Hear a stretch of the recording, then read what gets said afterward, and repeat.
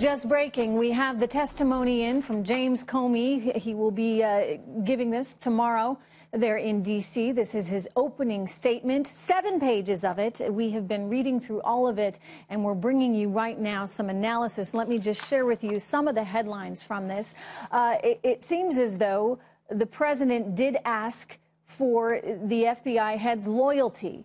Now, there will be people inferring what you will from that, but he did ask for his loyalty. James Comey is essentially saying in this opening memo here that loyalty may have meant different things to each of them. Joining me for analysis on the breaking story, Club for Growth President David McIntosh, conservative commentator Gina Loudon, and radio talk show host Ethan Bearman. Good to have you all here. I know you've been reading through all of this as well. David, I'll start with you. How do you interpret this loyalty comment? You know, it's very interesting.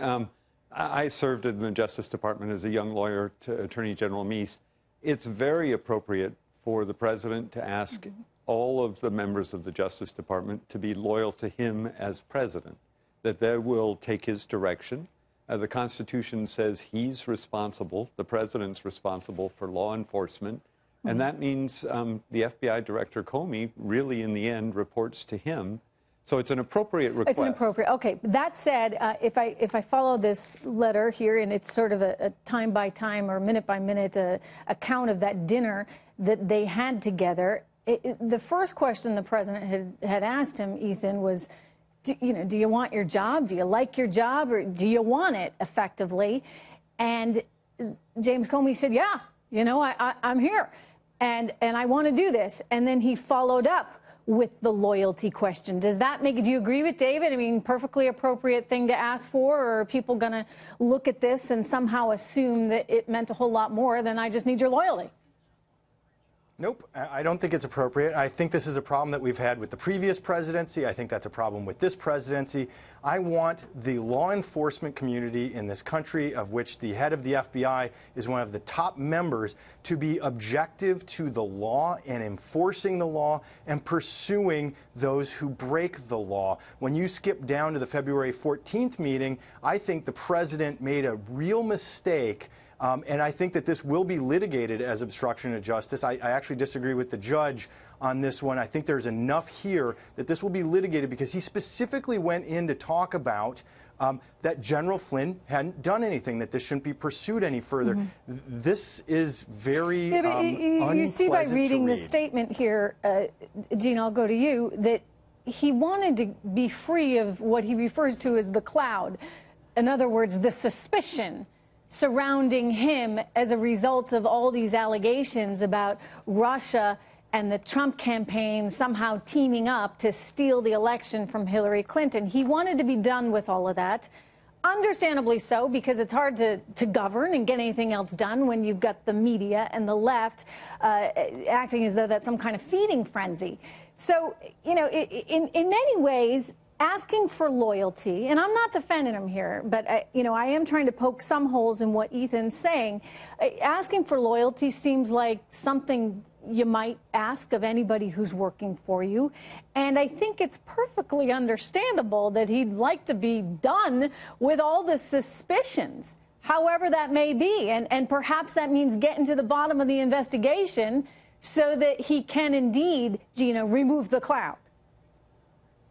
Right. Trish, my background is in human behavior, and I'm trained especially to help detect lies and truth via facts and motivation. That's my special training. And I can tell you, looking at this, there are factual discrepancies and there are motivational discrepancies with what Comey is trying to portray here. If you look at the fact that on March 29th, Comey said never had anyone from this administration, and he said this under oath, by the way, tried to impede his investigation. That's the beginning. That's the end of this conversation. That should be all we're talking about. But if you look back, even during the campaign, what would Trump's motivation have been in the waning days of the campaign, Trish, to be concerned and to be making a public case out of the fact that he was worried that foreign governments might meddle in our election process? And what were the Democrats doing, who supposedly knew about all this? They were saying, will you accept the election results? Remember all this? We can't just forget that and pretend like the motivations here aren't very conclusive when you look at the facts laid out on the table. And the one that you added, Trish, I think is significant too.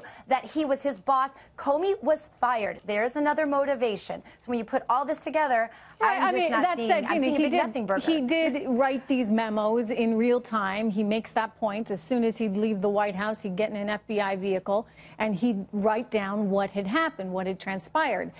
I think the judge said it best, perhaps, David. There's a little something here for everyone. I think that's right. Clearly, Comey was uncomfortable. But the main thing to remember here, and I couldn't disagree more with Ethan, the president has the law enforcement authority in the Constitution. It's delegated down to the director of the FBI, but he cannot be an independent operator. He reports to the Attorney General and to the President of the United States. And that's all really Trump was doing, is exercising his authority as president in saying about Flynn, that's not an area that I think I want to use your resources in.